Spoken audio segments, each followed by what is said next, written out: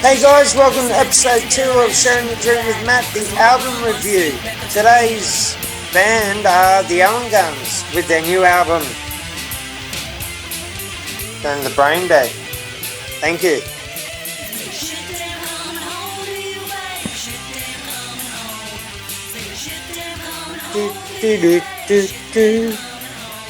Can you see me, Matt? Can you hear me? Always. How are you, mate? Good, mate. How are you? Yeah, excellent. Is that an alcohol beverage? No, I'm on the softies. Yeah, I thought so. I didn't think you'd be drinking. Teetotaler. I know, hopeless, isn't it? There goes my punk rock image. Before I start asking questions, tell us about the album. All right. It's out now. Dawn on the Brain Dead. 12 tracks. It's a bit of a mixed bag of stuff. It's not just straight ahead kind of punk stuff. There's a bit of variation in there, some short stuff, a couple of longer ones, which is unusual for us as well. Anything over 2 minutes is long for us. And I think we actually had to crack the 3-minute mark, which was a bit of a shock for us all. I actually think it was more than that, because I've been listening. I listened to the whole thing when it came straight out, and I think you got about 2 or 3 songs, that hit the 3-minute mark. Yeah, I think there's 2 that crack 3, and there's a couple that are just under. So it's a bit of a departure. That for us, that's an epic. Yeah. The really long one, Who Stole the Water, that was actually originally a lot longer. But when we were rehearsing it and writing it and whatnot, it's like, shit, this is a long song. Can we speed it up? So I ended up doubling the speed. Originally, the intro was much longer and the main body of the song was a bit slower. So we cut the intro in half and sped the rest up. Okay. We can't be doing 4-minute fucking songs. That's bullshit. We don't do that. Yeah. Oh no, they're all brilliant anyway. Always, everything I've heard. So Martu, it's like, did he write that? Was that his little that song, "The Cock's Like a Motherfucker"? That was a weird one. That kind of started. Martu sent us a little thing about his boss. He'd been having a drink, and he sent me a little acoustic clip of him just singing the chorus, and we kind of kicked it around because it was like a little bit of a joke. It got stuck in our heads, and we thought it was hilarious. Like, fuck, we should write a song around that little riff and that little thing. So I said, fuck, he can sing the intro and the outro. And so we put a faster bit in the middle, but yeah, we kind of kept that. And yeah, he sings the most of the vocal on that one, which was kind of neat as well. He also appears doing other.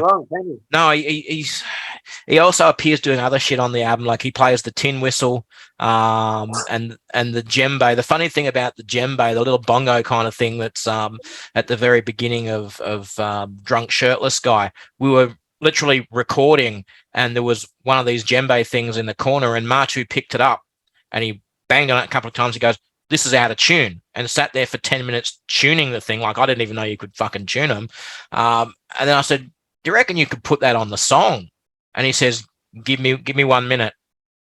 And literally 5 minutes later, it was recorded. So he just busted it out, and it was there and on. And yeah, the bugger's just, he's too talented. It makes me sick.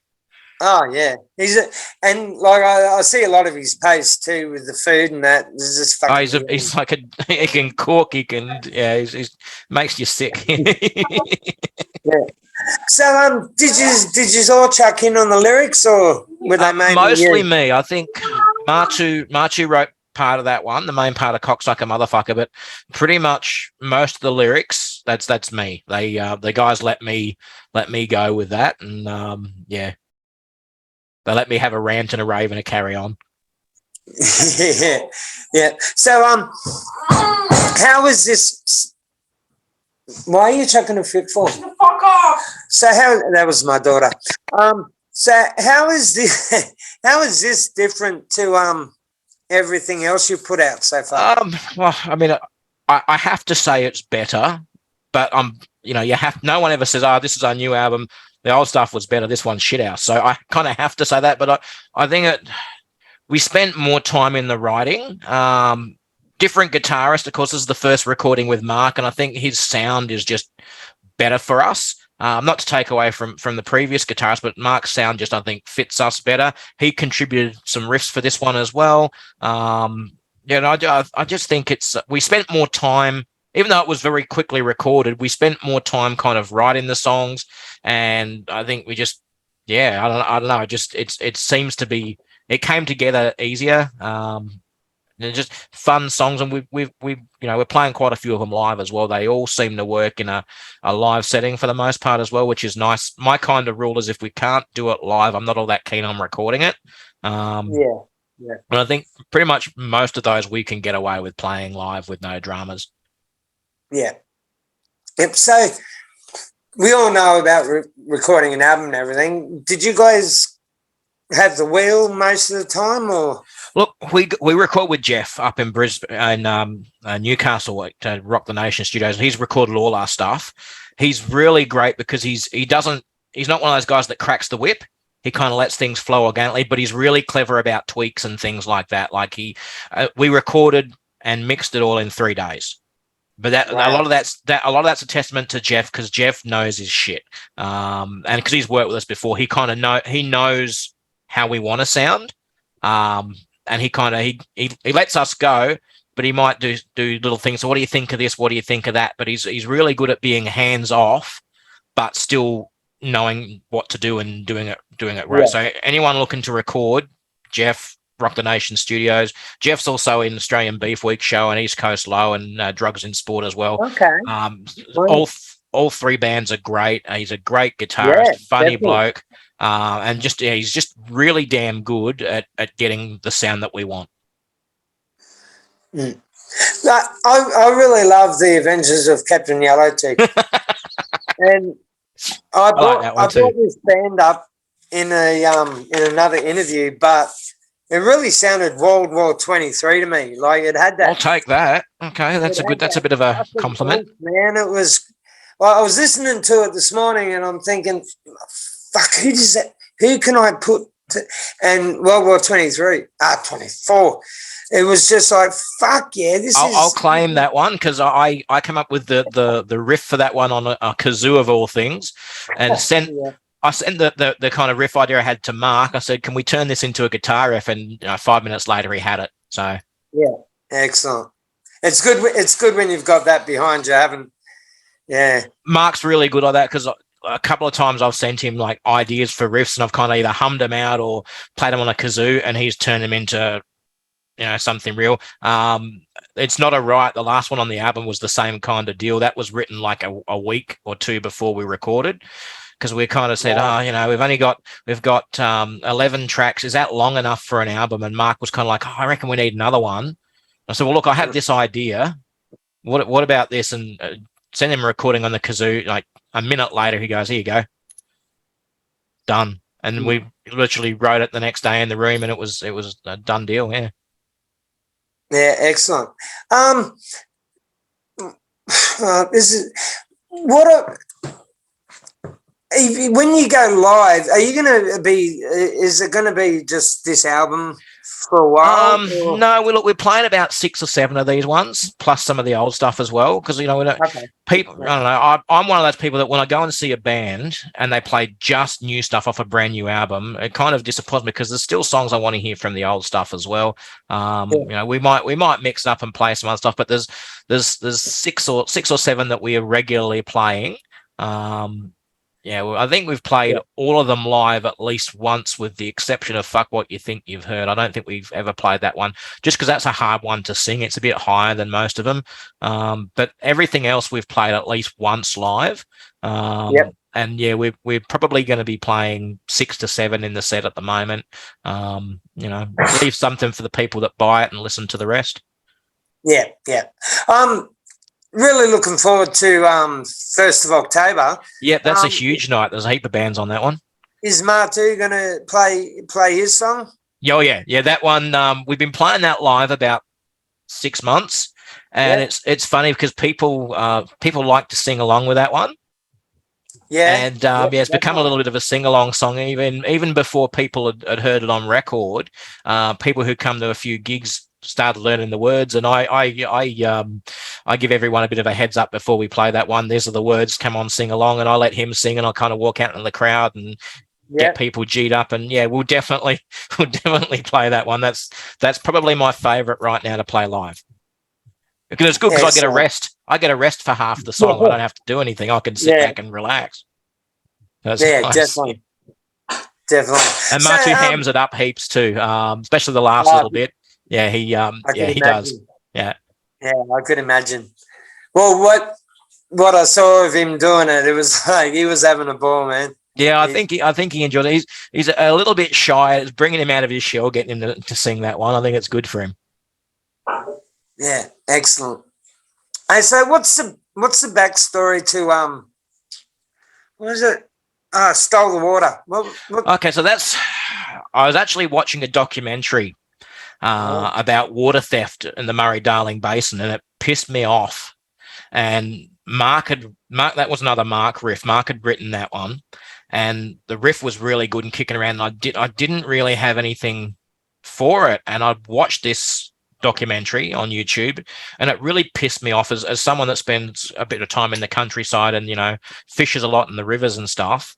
The fact that the rivers are dying thanks to pricks stealing the water essentially, and the government being complicit in it really pissed me off. So I sat down and I wrote a bit of a song for that, and that's where that came from. Yeah.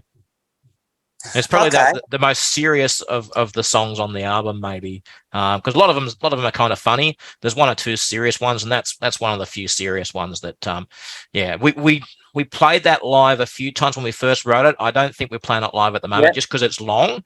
That one's 3.5 minutes, and we can play 2 other songs in that time, so we kind of switched that out for 2 short ones instead. Yeah. No, I really enjoyed it. I thought it was so like it's probably the best thing that's come out lately that I've heard, because I've been listening. Hey, I'm not pissing in your pocket, man. I've enjoyed this whole fucking thing. I've been waiting for so long. Like I've been getting little tidbits and shit, but I've been waiting for so long. Fucking fantastic, man. I was just actually speaking to Craig. I interviewed Headbutt just before. Yeah.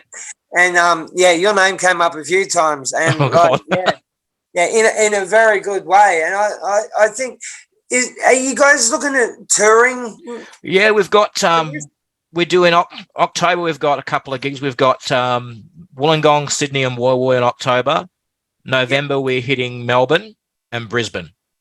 Man. And then back to Sydney and Wollongong again in November. It's in December. It's kind of hard because we all have jobs where we can't really get time away. Mark being in education, and Martu being an apprentice Sparky. It's hard for those guys especially to get too much time away. So the Melbourne and Brisbane, there's their 1 show each over a weekend, and next year we hope to do a bit more of that. But I do like playing locally. I do like playing Wollongong, and we get a good crowd response in Sydney as well. And Woy Woy we're going back to. We played Woy Woy a little while ago. Woy Woy at the Lincoln Pin.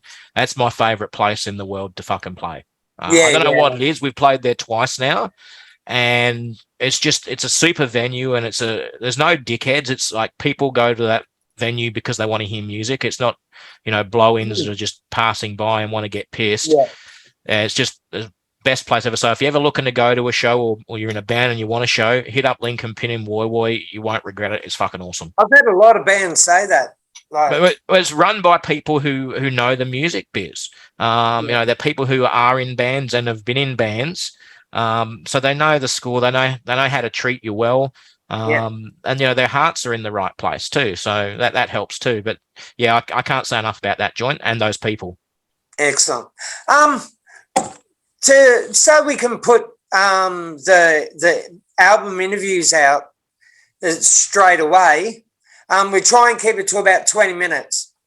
So, excellent, man. If there's anything more you need to bring out, like you want to talk about the album a little bit more, if you can give it another 4 minutes or something. Yeah, cool. It's come out on vinyl. They're selling really well, which kind of shocked me. We sold about 30 pre-sale before it was even out. Outer Space Presents helped us with the vinyl. which was super cool. They're a super cool label. Check out all their other bands. They're awesome. First video clip for Not You 2's out on YouTube about Bono being a bit of a cunt. So that was animated by Mike Foxall, who's from Neptune Power Federation. And he does he's the guitarist in Neptune Power Federation. He also was in Nancy Vandal previously, so he's a guy with a big music pedigree. And he animates a lot of stuff, like a lot of the really cool animated videos for Frenzal and other bands he does as well. So he's done that. We plan on dropping a video every month or so for the next 4 or 5 months. Arson About's next, the one about Hillsong and pedophiles, which is always good fun. We're doing videos for Cox. Oh, go ahead. That's actually what Craig and I were talking about, your hate against Hillsong. Oh, I can't stand them, man. Look, you know, I mean, apart from the fact that they don't pay any tax, which shits me, you know, the founded by the son of a pedophile who hid his father's crimes. You know, it don't get much worse. No. You know, so fuck them. But check out the videos as they come. We'll be dropping one every little while. As I said, we've got gigs coming up, so come out to the gigs, come throw things at me.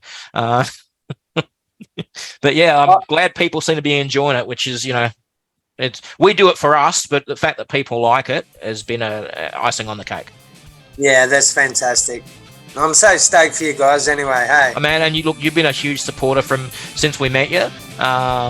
And, you know, if it wasn't for you, we probably wouldn't have recorded Pulling on the Boots. And that song as a charity single raised over $1,000 for the Sunset Soup Kitchen. So you're partly responsible for that. So excellent. Much appreciated. As I said, your support and the way you plug local music is awesome. We need more people. We need more Matts. More Matts, less Captain Yellow Tubes. Thank you, Sean. Mate, it's always pleasure. good speaking to you, mate. Thank you very much. Awesome. And awesome, hey, you'll be up for another interview at the end of the year? Or fuck oath, and I'll be dropping around a record to you shortly too. Once this cycle race is finished in Wollongong, so I'll have to deal with the dickhead traffic. Yeah, I know. The next week or so, I'll drop you around a copy of the record. Yeah. Hey, I was only working. I didn't start it. you weren't cycling. You weren't in Lycra or nothing. No. Terrific. Thank you, Sean. Say thanks to the rest of you guys for always a pleasure. Always a pleasure. Some great something to listen to. Give them a big fucking high five for me. Awesome. Cheers. Good on you, mate. See you, mate. Cheers, brother. Thank you.